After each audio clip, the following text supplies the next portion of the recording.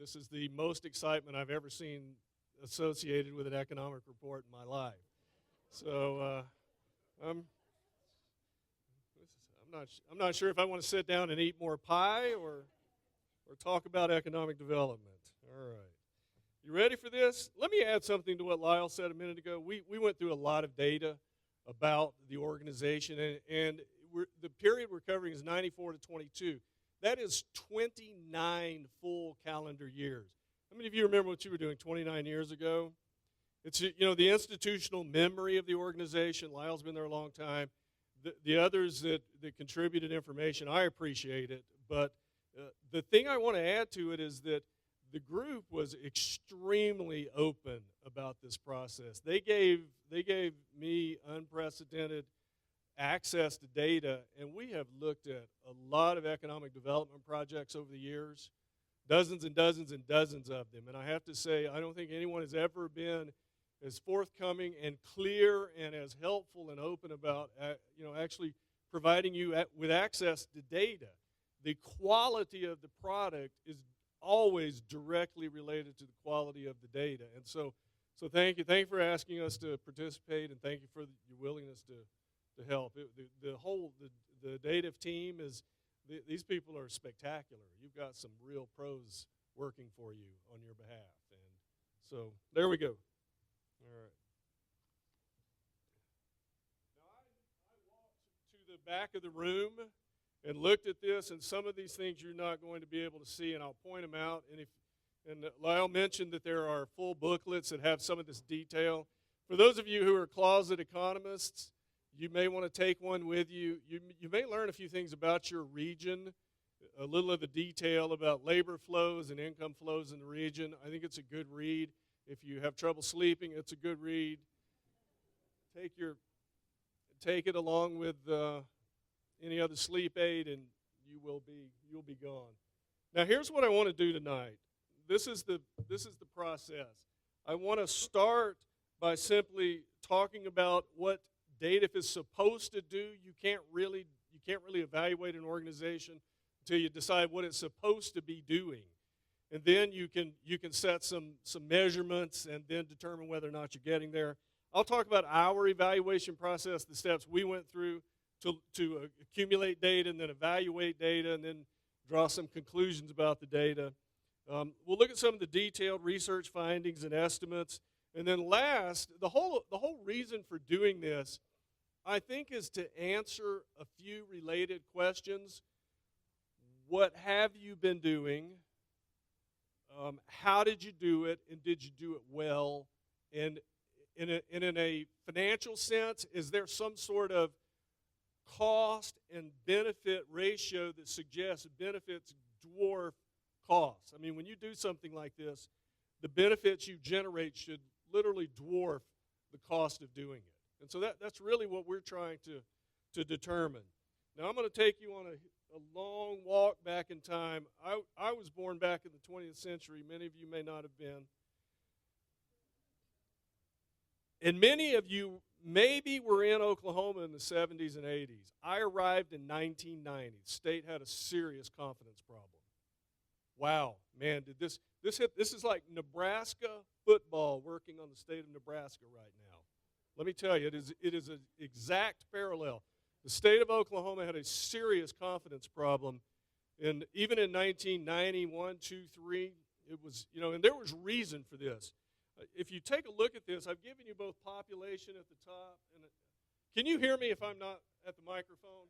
Am I loud enough? I'm afraid I'm going to make it, how's that? Okay, I'll try not to shout at it, but if you go back and look at the 70s, this is really the reason I think DAEDF changed its shape and structure and passed a sales tax to fund DAEDF, because this same approach happened in just about every major oil and gas city in Oklahoma. You see the buildup in population, you see the buildup in employment in the 70s, and then you see after 82 the reversal. About half of this came back out of the system. For those of you, if you don't remember the big numbers, in the 70s through the early 80s, about 275,000 people that normally would not have been here moved into the state over a decade. And then, in about 5 years, 150,000 people packed up and left the state. It is, in my opinion, the most severe single-state economic event, other than the Depression and nationally, that we have in the modern era of U.S. economics. So these were devastating times. They hurt oil and gas communities like Duncan and Ponca City and Bartlesville and all these other smaller hubs around the state. So this is what prompted, to a large degree, all these cities like Duncan trying to diversify your economy and come up with some more active way of approaching this process of business development. So this didn't just pop up out of nowhere. It's driven by this type of activity, and we'll get to the more recent data in just a little bit. But I just want to remind you of this because this is such an important part of your history. I want to next take you to revenues and expenditures. You need to know where the money comes from to operate this organization. You need to know where the money goes. And in the process of doing that, we'll talk about what it was used for, incentives, and all the other activities of the organization as we go along. So let's look at some big numbers first. This is tax collections. Now, in 1994, the voters of Duncan passed a half-cent dedicated sales tax, fully devoted to DAEDF, which was split in half in 2014. Half of the tax now goes to the city of Duncan for infrastructure. The other half still goes to DAEDF. So this is what the total cumulative tax collections look like over 29 calendar years. So a total of $38 million. That's why when you hear a number like that, we spent $38 million. Well, we're talking about over a 29-year period. Right now, the revenue is about $1 million a year. It grew from about $1 million a year in the early periods up to about $2 million at the peak. And it's relatively flat at this point at about $1 million per year. So the magic number is, from the public sector side, you have put in approximately $37.7 million. There's still a couple of million left at the city. It's not expended immediately. The city is still custodian of about $2 million in funds that likely will be spent in the future. So let's go to what happened to it. And the thing about the organization is that the activities occur at a very uneven pace. There are years of large expenditures, years of small expenditures. It depends upon the activity, the interest in the community, economic conditions, and even initiatives taken on by DAEDF directly. And you can see some larger years and larger expenditures in recent years, multi-million-dollar. These are mostly tied to construction. And a steady stream, though, of expenditures across the period. Total expenditures about $35 million. So the magic numbers, again, a little over $37 million in revenue. They've spent about $35 million, a couple of $1 million in funds that are remaining that haven't been dispersed at this point. We'll dig a little more deeply. What does it take to run the organization itself? There's always the overhead question. What are you spending to operate DAEDF, the salary and benefits to run the organization, and then all these other related activities like incubators and all the other things that may not be highly visible in terms of incentives or employers, but nevertheless that accumulate part of the annual operating budget. In the past decade, it's been about $600,000 a year. It was only $628,000 in 22. And cumulatively, the organization has spent about a third of the revenue operating the organization, about $13.9 million. If we go a little deeper into the total, we'll focus solely on economic development-related expenditures in this slide.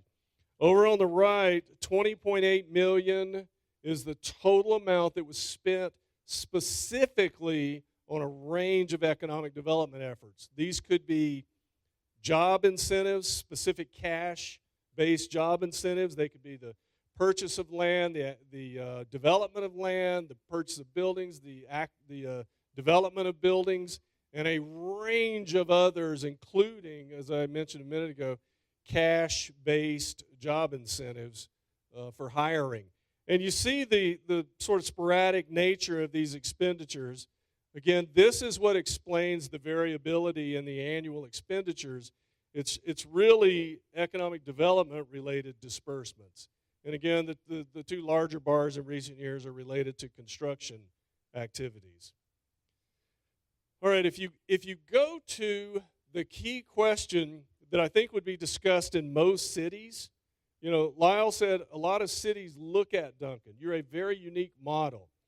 Most cities use almost entirely cash-based job incentives. If you bring us a certain number of jobs over a certain period of time, we will pay you a certain amount of cash or some form of compensation for the jobs. And this is what typically just, characterized the activity of the organization after the '94 restructuring. It was very common. Family Dollar was the largest example of this. And this does often bring in jobs. The reality, though, is that often large-scale cash-induced job creation is lower quality jobs, lower wage, focus on head count, not necessarily capital-intensive organizations and employees that work in capital-intensive organizations that generally have more education and training and higher wages. There generally is a different outcome. Just seeking jobs tends to bring in more of them, but a far lower quality. Seeking capital-intensive business is the exact opposite. So the explanation for why this looks different, I think Lyle used the word adapt. Well, I think this is a reflection of what the economic development community has learned over the years, that it's the quality of jobs that matter more than the quantity most times, and that economic development in general is becoming way more about income and the quality of jobs than it is about the number of jobs, especially with population growth moderating so much in the U.S. All right, so $6 million in direct job incentive payments, and yes, most of these occurred really before the 06 and back period. In the 06 post period, you only have a handful of these. And I think one other change to this that is smart. It's just simply reflects experience and experience of the economic development community. Most of these more recent job incentives are more closely tied to payment only after performance, and that there's very little risk that you're not going to receive the promised hiring. Back in the older days, most cities, this is not just Duncan, but most cities were far more willing to provide incentives up front and either forfeit the spending or try and claw it back, one or the other. But nevertheless, I think Duncan has clearly changed its approach to job incentives. All right, this I know you can't see, unless you have way better eyes than I do. The left is just simply showing you the industries. What kind of firms have we been bringing into the community? And I would encourage you to review Figure 9, to take a look at this. This is a fascinating list of firms by industry. On the right, though, I'm going to try and explain this for you. One of the key measures of success is, are firms you gave incentives to still operating in the region? It's a critical measure. And you have to benchmark this against how frequently do firms come and go in every community. And the reality is you have tremendous turnover among your existing firms every year. Businesses fail at a remarkably high rate over time. They just simply do. And so the question we asked is, of those firms in Duncan who received incentives, how many are still operating in the region, and what share of the incentives went to those firms? And the short answer is 89% of the incentive funding went to firms that are still operating in the region. Only 11% went to firms that are no longer here. That actually is, it's remarkable. It's noteworthy. Simply because just normal business failure rates are generally 3 times this high. So part of this is Halliburton. Part of it is the Family Dollar facility, which turned out to be such a bargain for the community. It was a brilliant move to bring them here. All right. Lyle's talked a little bit about this, the DAEDF ownership of buildings for lease. This is Lyle said, the reason we're doing this is because firms are calling me and saying, I need a building. Can you help me? That's what it says to him. When I hear that, I hear these are capital intensive firms. These are different firms. These are firms that have higher skill employees. They are tied closely to some sort of production process, and they need specialized buildings where the building is a major expense in either relocating a business or starting a business. And that's what I hear. Capital intensive, not necessarily large numbers of jobs created, but quality jobs created. This is a list of buildings that are owned and operated by DAEDF, and I have to highlight this for you. Currently, the organization owns $27.3 million worth of buildings. And they were funded not quite 50-50, but about 60-40, 60% with sales tax revenue, about 40% with internally generated DAEDF funds. The rent on these buildings is about $1.4 million annually. Currently about 305,000 square feet, including those that are under construction or in the process of being brought online. And by the way, this is a cost estimate. If any of you follow the prices of commercial real estate, my guess is that the value of these buildings after looking at them is significantly higher than the initial purchase cost. But what I want to stress this. You need to listen to this carefully, because this may be the single most important conclusion to the entire report. When you invest public funds into long-lived, appreciated assets like real estate, you don't experience what most cities experience when they pay cash incentives, and it completely disappears overnight. Public funding completely disappears.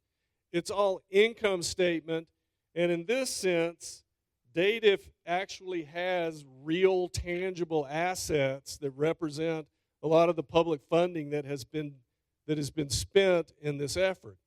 This is not the case in I don't know what the percentage is. 95% of the cities that engage in this type of economic development, many of them have zero assets.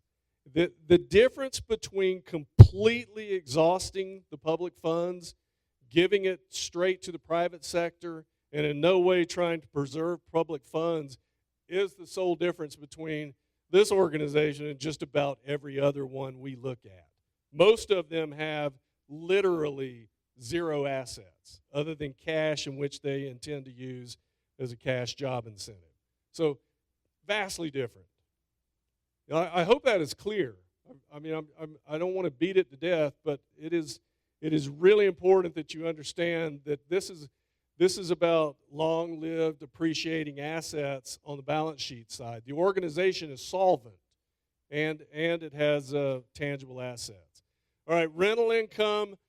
Over the past decade, these properties have been spilling over somewhere between $1 and $1.4 million a year annually. And after expenses, you can see that in most years it's generating positive net lease income. And this is including ongoing maintenance any other expenses, and in many cases, this is funding improvements to other buildings. So the venture is cash flowing itself, and it produces a sizable balance sheet effect. All right, how many jobs are at firms that are leasing these buildings? And this is the estimate all the way back to 1995 through current, and you can see a surge in the data in 12 and 13, a pullback in 15, 16, 17. A lot of this is the oil and gas industry struggling, and one large employer relocating to another area. And you can see over most of the past 15 years, the employment numbers range between 200 and 300. The difference is these are really high-quality jobs with average wages well above the county average or city average. All right, so impact. I don't know I am so sorry. My PowerPoint is creating pictures out of nowhere.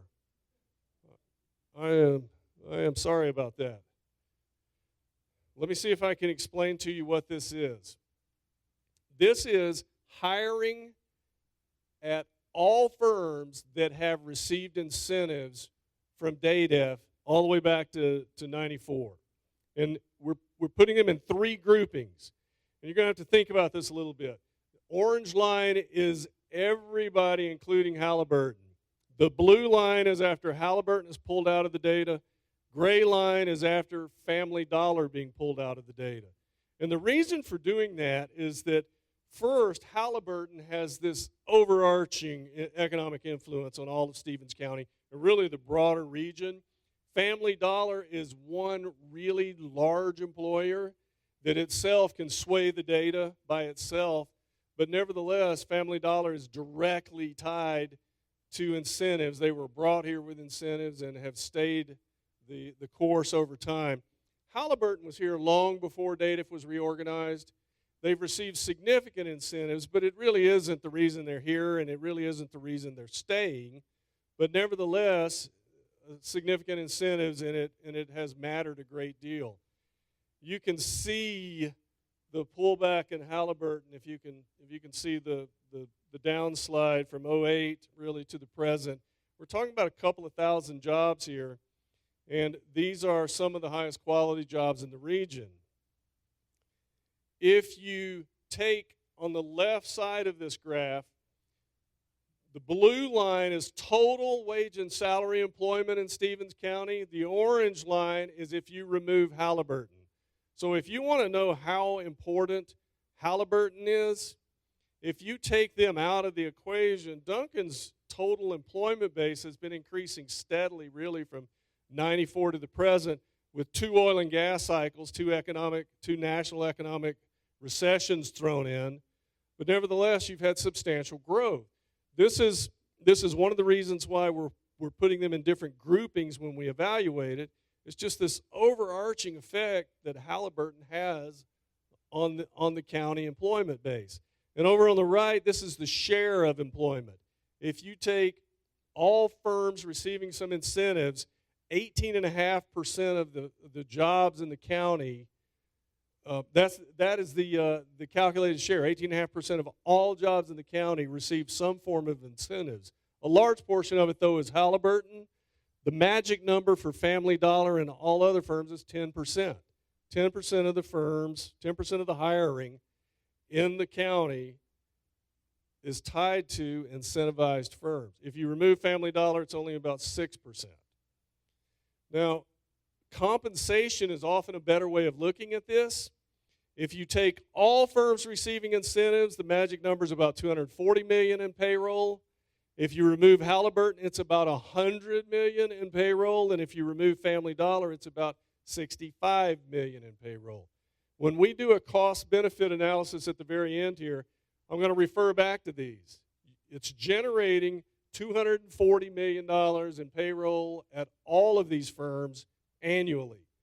At least in the latest year, 240. About $100 million at all firms ex-Halliburton, which is probably the number to keep in mind here. We're talking about payroll of $100 million a year plus from firms receiving incentives. that generally are only here in the community because of the efforts of DAEDF. That's why they're here. They're tied directly to incentives.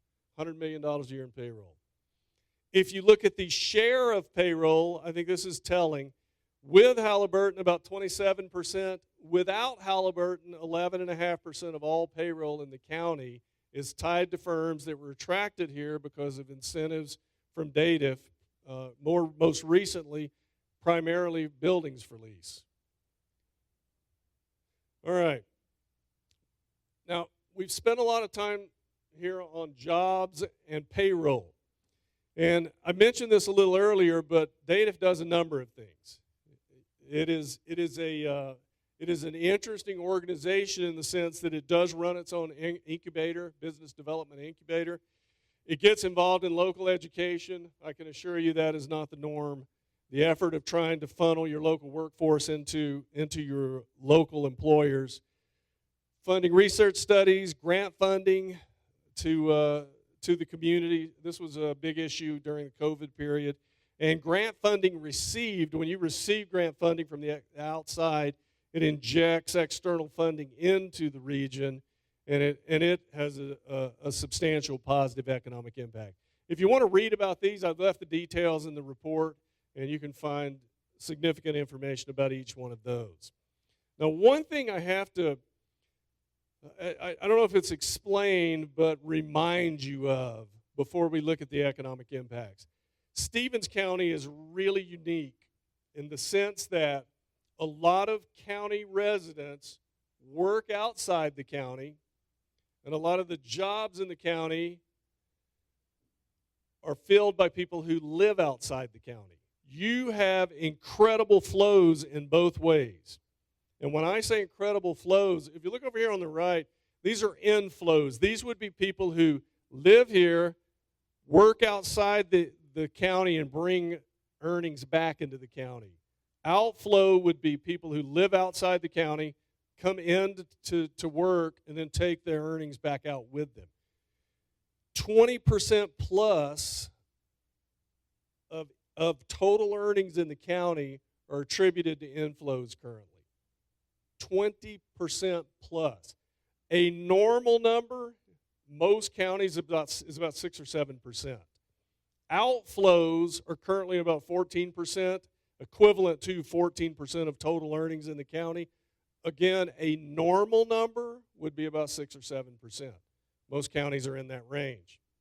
So when we calculate estimates, one thing we have had to do was adjust to using a little larger region to measure economic impacts and to adjust for these flows in earnings. All right, so let's look at some spillover effects quickly.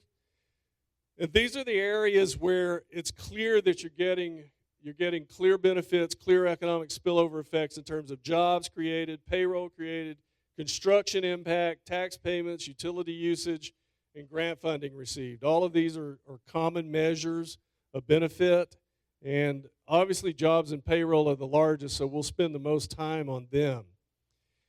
This is one of those charts that I told you I don't think you can see.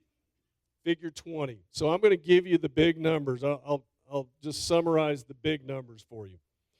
We've looked at the various groupings, all firms receiving incentives, minus Halliburton and Family Dollar. We've looked at it in the most recent year of 2022, and then we've looked at an annual average over the full period. And it goes sort of like this, and I'm going to focus on the middle row, removing Halliburton. If you remove Halliburton, in 2022, 1,600 jobs were brought into the community and are traced directly to incentives. Spillover effects estimated are another 1,630 jobs, or a total of 3,200 jobs, in our estimation, are either directly tied to incentives or are supported by jobs that were brought into the community by incentives. So 3,200 jobs, it is a substantial share of total state employment. If you add Halliburton to the equation, it's 7,700 jobs. You get a feel for the effect. And I also want to suggest to you that this is why you spend so much time and attention on really large key employers. Halliburton has a major effect, and you simply cannot afford to ignore them in any sense. If we look at employee compensation, I'm going to give you the numbers ex Halliburton to start with. $100 million, $101 million, that's the number I mentioned earlier. I want you to think about in 2022, these jobs supported direct payroll of $101 million, spillover revenue or earnings of approximately $91 million, or a total of almost $200 million in earnings, payroll, is supported either directly by firms who received incentives or activity that was supported by firms receiving incentives. These are large numbers. Again, when we get to the cost benefit section, these are the numbers I want you to think about. I'm gonna throw this one out though. Between 96 and 2002, these firms that received direct incentives have generated $2.5 billion in payroll. $2.5 billion. When you look at it in a single year, 100 million is a lot, but when you look at it over 29 years, or 27 in this case, you end up with 2.5 billion. These effects are significant over time. And if you include spillover effects, over in the far right column, total economic activity supported over this 27-year period, $4.7 billion in payroll. $4.7 billion. It's impressive, and the numbers are significant. Now, the other item, the third item on this list is construction impacts. And I've given you two numbers. One is actual spending of $71.6 million. This includes construction activity directly tied to firms either moving to the region, expanding in the region, or DAEDF construction expenditures in the construction of buildings. $71.6 billion. If you inflation adjust this to current dollars, it's about $120 million. And you're getting to some sizable numbers here.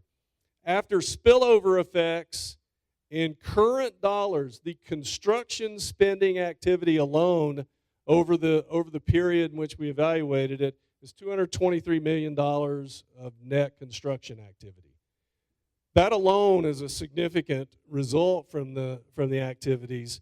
It's dwarfed by the payroll numbers, but nevertheless, it is a key component of the economic impact generated. All right, ad valorem taxes.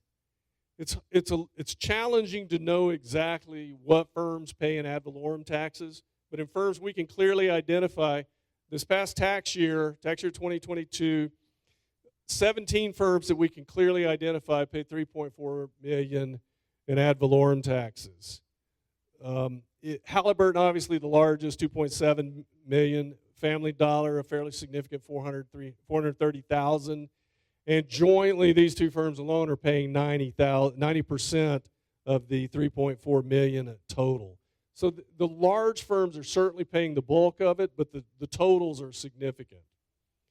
Utility consumption, just the three large electric consumers in the community paid $2.0 million in 2022. Family Dollar paid $1 million a year in electricity alone.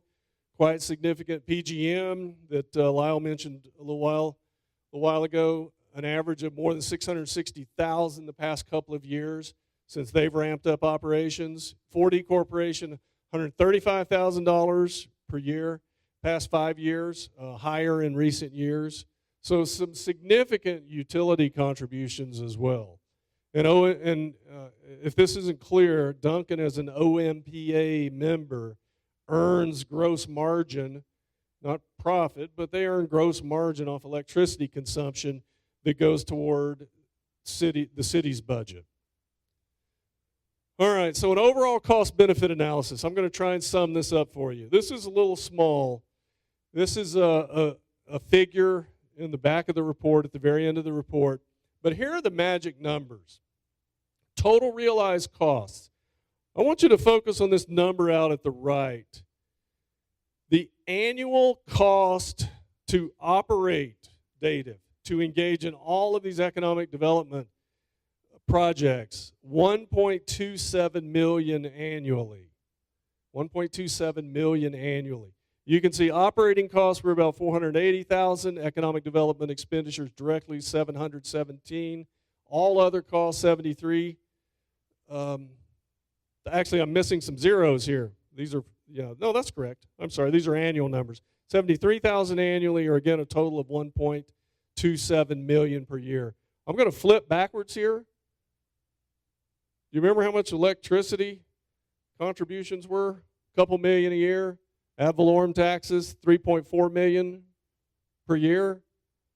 We're talking about total costs on an annual basis of 1.27 million annually. Let's go to the benefits. Jobs, and I'm going to focus on removing Halliburton here. An average of 1,447 jobs annually. That would be direct jobs. If we use spillover effects, almost 3,000 jobs annually. In terms of payroll, 92 million per year annually across the full period. If we use spillover effects, the total payroll effect, 174 million per year. This is back to the billions. When you accumulate these over multiple years, the total effects are sizable. Construction activity, direct construction, 120 million. Total construction impact, 223 million. Ad valorem taxes, as we just described, 3.4 million last year. Utility revenue, 2 million last year. Grant giving, almost 700,000 over the period. Grant funding received into the community, almost 2.5 million over the period. The short answer to the question, do benefits dwarf costs? Yet they do. I mean, I don't think there's any doubt about it. Again, let me just remind you here, we're talking about spending 1.27 million annually, and these are the average annual effects. About 1,500 jobs, direct, close to $100 million a year in payroll, direct over the whole period. Again, construction, $120 million in direct activity over the period. Ad valorem tax revenue, utility revenue, grant funding in both directions. It's a substantial benefit package relative to the costs, and in this case, it's public costs. But I hope that gives you a feel for what it costs to operate the organization, what the money has been spent on, and what sort of benefits you've been reaping over, in this case, a 29-year period.